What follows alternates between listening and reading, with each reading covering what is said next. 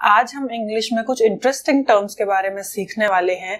दो ऐसे टर्म्स हैं जो अक्सर हमें कंफ्यूज करते हैं और हम इस दुविधा में रहते हैं कि कौन कहाँ पे आएगा। और वो दो टर्म्स के बारे में जिनके बारे में हम आज बात करने वाले हैं वो दो टर्म्स है हमारे पास आज, अनटिल एंड अनलेस। यानी अनटिल और अनलेस के बारे में अपने कॉन्सेप्ट को क्लियर करेंगे कि अनटिल कहाँ आएगा और अनलेस कहाँ आएगा, कैसे सेंटेंसेस में हम अनटिल का यूज कर सकते हैं और सेंटेंस में कहाँ पे हम अनलेस का यूज कर सकते हैं, ये देखेंगे। और अनटिल और अनलेस को इसलिए साथ में पढ़ रहे हैं क्योंकि कई बार ये दोनों को क्या कर देते हैं, हम इंटरचेंज कर देते हैं, इन दोनों को मिक्स कर देते हैं। समझ नहीं आता कि अनटिल की जगह अनलेस आएगा, अनटिल की जगह क्या आएगा या फिर अनलेस की जगह क्या आएगा। अनलेस की जगह हम अनटिल कर देते हैं, अनटिल की जगह अनलेस कर देते हैं। तो चलिए शुरू करते हैं आज का ये लेक्चर। तो अनटिल जो होता है या फिर अनलेस जो होता है, इसके बाद अनलेस पे भी आएंगे। अनटिल का मतलब होता है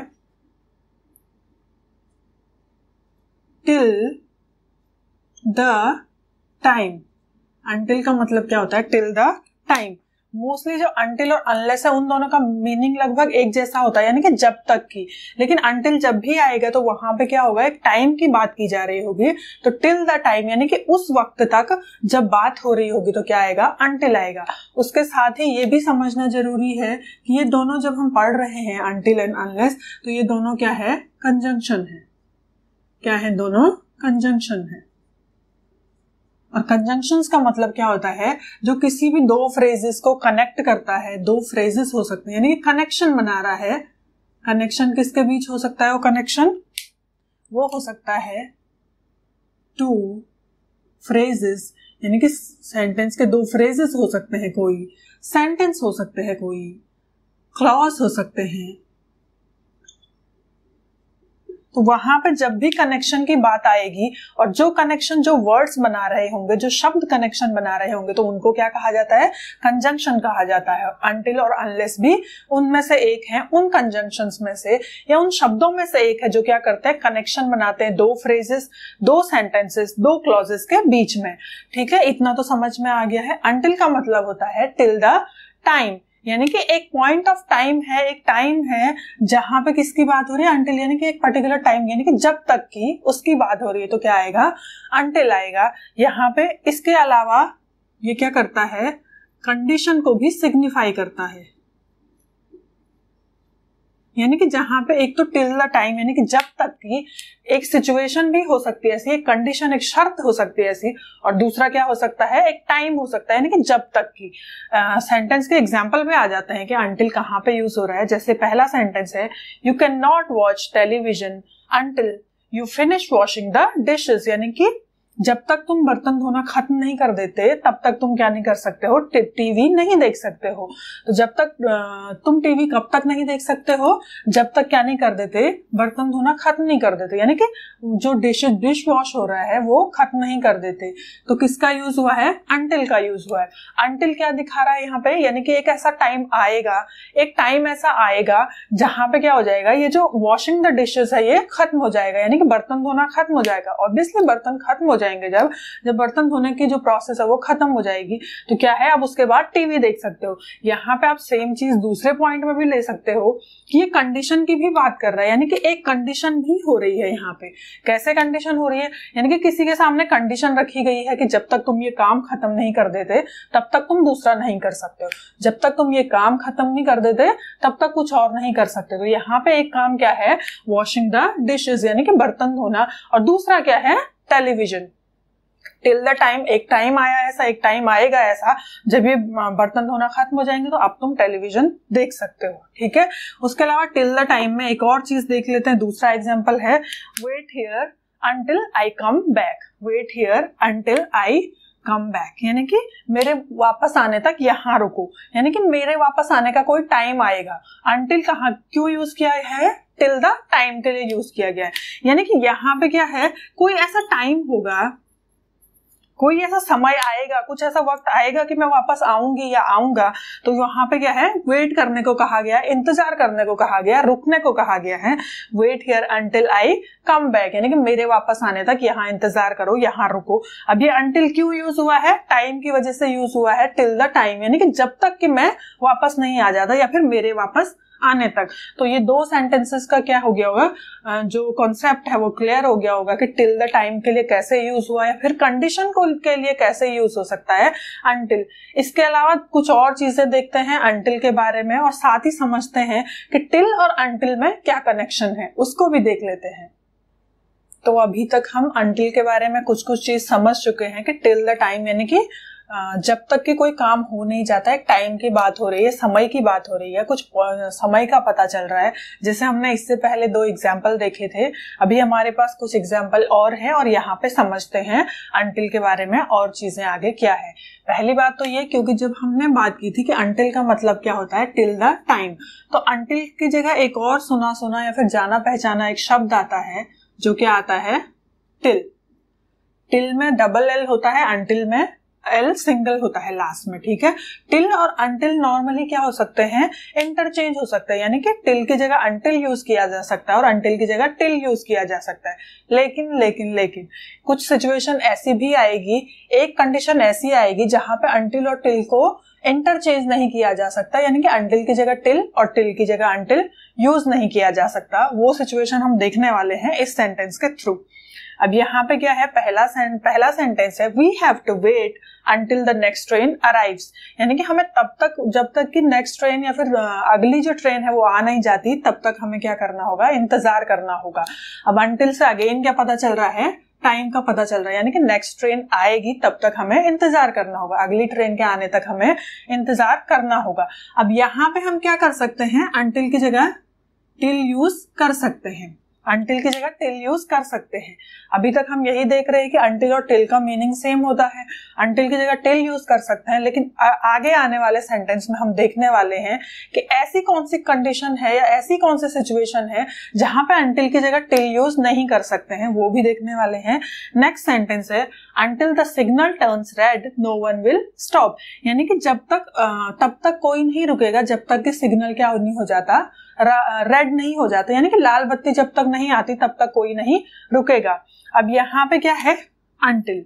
अगेन हमने क्या बात की थी, अंटिल की जगह टिल यूज कर सकते हैं, तो क्या यहाँ पे भी हम अंटिल की जगह टिल यूज कर सकते हैं? नहीं, ये हो जाएगा गलत। अब क्यों हो जाएगा, अब ऐसा क्या डिफरेंस है इन दोनों में? अगर हम इसको ध्यान से देखने की कोशिश करें तो यहाँ पे क्या हो रहा है, अंटिल से सेंटेंस स्टार्ट हो रहा है, अंटिल से सेंटेंस स्टार्ट हो रहा है, तो टिल को कभी भी सेंटेंस के शुरुआत में यूज नहीं किया जा सकता, शुरुआत में इस्तेमाल नहीं किया जा सकता, क्योंकि अंटिल सबसे शुरू में है। अंटिल को शुरुआत में यूज किया जा सकता है लेकिन टिल को नहीं किया जा सकता, तो इसीलिए अब अगर हम टिल को करते हैं, till the signal turns red no one will stop, तो ये सेंटेंस क्या हो जाएगा, गलत हो जाएगा। तो ये चीज ध्यान में रखनी है, इस बात को ध्यान में रखना है कि अंटिल और टिल एक दूसरे की जगह यूज हो सकते हैं, लेकिन जब भी अंटिल सेंटेंस या किसी वाक्य के शुरुआत में होगा तो वहां पे हम टिल यूज नहीं कर सकते। इतना समझ में आ गया होगा। इसके बारे में पहले तो क्या था, टिल द टाइम है या फिर कंडीशन को सिग्निफाई करता है, उसके अलावा ये क्या है, नेगेटिव फॉर्म है, जो अंटिल और अनलेस है दोनों ही, ये बात दोनों के बारे में सही है। नेगेटिव फॉर्म की बात वो क्या है, दोनों के दोनों कंजंक्शन है, ये हमने देख लिया था। अंटिल का मतलब टिल द टाइम होता है, यानी कि एक समय तक की बात होती है। इसके अलावा अंटिल और अनलेस क्या है, नेगेटिव फॉर्म है, यानी कि नेगेटिव फॉर्म जब होंगे तो इसके बाद क्या नहीं आएगा, अंटिल और अनलेस के बाद नॉट नहीं आएगा। जब ऑलरेडी नेगेटिव फॉर्म में है अंटिल अनलेस तो नॉट नहीं आएगा। इस सेंटेंस के थ्रू समझते हैं, until the train will not get the signal it will not run. अब यहाँ पे क्या है, until the train will not get the signal it will not run। अब एक बात ध्यान में रखनी है, until यूज हुआ है, नॉट यूज हुआ है, ये बाद वाले पार्ट की बात नहीं करेंगे, ये अलग हो जाता है। अंटिल के बाद अगर हम देखें तो फिर से नॉट यूज हुआ है। अगला एग्जांपल पढ़ लेते हैं, until the train gets the signal it will not run. यहाँ पे अंटिल यूज हुआ है लेकिन हम देखें तो यहाँ कहीं भी नॉट यूज नहीं हुआ है। इसका मतलब जो ये सेंटेंस है फोर्थ वाला, यानी कि चौथा वाला जो सेंटेंस है वो हो जाता है सही और थर्ड वाला सेंटेंस हो जाता है गलत। अब क्यों हुआ ऐसा, क्योंकि अंटिल और अनलेस क्या है, ऑलरेडी नेगेटिव फॉर्म में है, तो इस बात को ध्यान में रखना है। क्योंकि ये नेगेटिव फॉर्म में है तो इसके बाद क्या नहीं आएगा, नॉट नहीं आएगा। until and unless cannot be followed by not, यानी कि not नहीं आएगा। अब क्योंकि यहाँ पे not आया है तो इसलिए सेंटेंस क्या हो जाता है, गलत हो जाता है। और यहाँ हम देखेंगे तो सेंटेंस के इस पार्ट में कहीं भी not नहीं आया है तो ये सेंटेंस सही हो जाता है। सेंटेंस का मतलब ये नहीं है कि आपने, क्योंकि कंजंक्शन है, बहुत सारे दो क्लॉजेस को जोड़ रहे हैं, तो इसका मतलब ये नहीं क्लॉज के किसी भी पार्ट में नहीं आएगा। लेकिन until के जस्ट बाद नॉट नहीं आ सकता है, या फिर unless के जस्ट बाद नॉट नहीं आ सकता है। अगर आता है तो सेंटेंस गलत हो जाता है। तो until के बारे में ये चीजें ध्यान में रखनी है। अब देखते हैं unless के बारे में। तो अभी तक हम until के बारे में समझ चुके हैं, अब देखते हैं unless के बारे में क्या है। मैंने बताया था until और unless दोनों कंजंक्शन होते हैं। until का मतलब till द टाइम था, लेकिन unless जहां पे आएगा वहां पे आता है if, अगर, या फिर except, यानी कि सिवाय इसके, यानी कि कोई एक्सेप्शन है इसके अलावा, यानी कि except या फिर if आएगा। if यानी कि अगर, या फिर except मतलब सिवाय। जैसे सेंटेंस को पढ़ते हैं, यानी कि कंडीशन की बात करेगा। यहाँ पे जब unless की बात होगी तो किसकी बात होगी, कंडीशन की बात होगी। जब until की बात, जब unless की बात होती तो unless हमेशा क्या होता है, एक्शन ओरिएंटेड, एक्शन ओरिएंटेड, या फिर यहाँ पे क्या बोल सकते हैं इसको, टाइम, एक्शन ओरिएंटेड को क्या बोल सकते हैं, कंडीशन ओरिएंटेड। लेकिन जब until की बात होती है तो until क्या होता है, मैंने बताया था टाइम ओरिएंटेड, टाइम ओरिएंटेड। तो जब भी टाइम की, एक पर्टिकुलर टाइम का पता चल रहा हो किसी चीज से तो क्या आएगा, until आएगा। अगर एक्शन या किसी कंडीशन की बात हो रही है तो क्या आएगा, unless आएगा। पहले एग्जांपल की तरफ चलते हैं। पहला एग्जांपल है unless you give me money I am not going to give you shoes, यानी कि जब तक तुम मुझे पैसे नहीं दे देते तब तक मैं तुम्हें जूते नहीं दूंगा। यानी कि मैं जूते कब तक नहीं दूंगा, जब तक तुम मुझे पैसे नहीं दे देते। अब ये पैसे क्या है यहाँ पे, या फिर जो ये मनी है, ये मनी क्या है यहाँ पे, कंडीशन है, कंडीशन है। यानी कि अगर तुम मुझे पैसे दे देते हो, अगर तुम मुझे मनी दे देते हो तो मैं तुम्हें शूज दे दूंगा या दे दूंगी। तो क्या दिखा रहा है, एक्सेप्शन दिखा रहा है। कि एक्सेप्शन क्या है, कि अगर तुम मुझे पैसे देते हो तभी मैं तुम्हें क्या दूंगा, शूज दूंगा। अगर पैसे नहीं देते हो तो क्या नहीं मिलेंगे, शूज भी नहीं मिलेंगे। तो क्या बात हुई, कंडीशन की बात हुई, एक्सेप्ट की बात हुई, यानी कि एक एक्सेप्शन है। अगर तुमने पैसे दे दिए, अगर पैसे मिल गए, सिवाय इसके कि मुझे पैसे मिल गए, तभी मैं तुम्हें क्या दूंगा, शूज दूंगा। दूसरा एग्जाम्पल है nothing can help him unless a miracle. ठीक है, उससे आप कोई चमत्कार ही बचा सकते हैं, यानी चमत्कार के अलावा कोई और चीज उसको नहीं बचा सकती है, कोई और चीज उसकी मदद नहीं कर सकती है। अब यहाँ पे क्या है, जो ये अनलेस यूज हुआ है, ये अगेन किसके लिए यूज हुआ है, एक्सेप्शन के लिए यूज हुआ है। किसके लिए यूज हुआ है, एक्सेप्शन के लिए यूज हुआ है। यानी कि चमत्कार के अलावा, चमत्कार के सिवाय उसको कोई चीज नहीं बचा सकती है। तो क्या यूज हुआ है, अनलेस यूज हुआ है।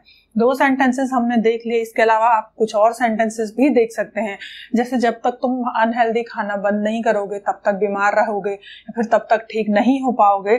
तो कुछ भी ऐसी चीजें जहां पे क्या पता चल रहा हो, किसी एक्सेप्शन का पता चल रहा हो, इफ का पता चल रहा हो, कंडीशन का पता चल रहा हो, तो क्या आएगा, अनलेस आएगा। और अनलेस के बारे में ये चीज अगेन कॉमन है कि अनलेस के बाद क्या नहीं आएगा, नॉट नहीं आएगा, क्योंकि क्या है, पहले से अनटिल और अनलेस नेगेटिव फॉर्म में है। तो आई होप आपको ये दो सेंटेंसेस समझ में आए होंगे। इसके अलावा अनटिल वाली बात भी समझ में आई होगी। तो हम कुछ एक्सरसाइजेस देख लेते हैं, ताकि जो हम अभी तक पढ़ पाए हैं या जो समझ पाए हैं उसको हम कितना बेहतर तरीके से अपने दिमाग में प्रोसेस कर पाए हैं, वो देख लेते हैं। तो हम अनटिल और अनलेस के बारे में पढ़ चुके हैं। यहाँ पे कुछ सेंटेंसेस है जिनको आप लोगों को बताना है कि कहाँ अनटिल आएगा और कहाँ अनलेस आएगा। ये 3 सेंटेंसेस हैं और इनका जवाब आपको कमेंट बॉक्स में देना है। आई होप आपको अनटिल और अनलेस का जो कॉन्सेप्ट है वो क्लियर हुआ होगा और इन तीनों के जवाब सही मिलने वाले हैं मुझे कमेंट बॉक्स में। तो फिर मिलते हैं अगली वीडियो में।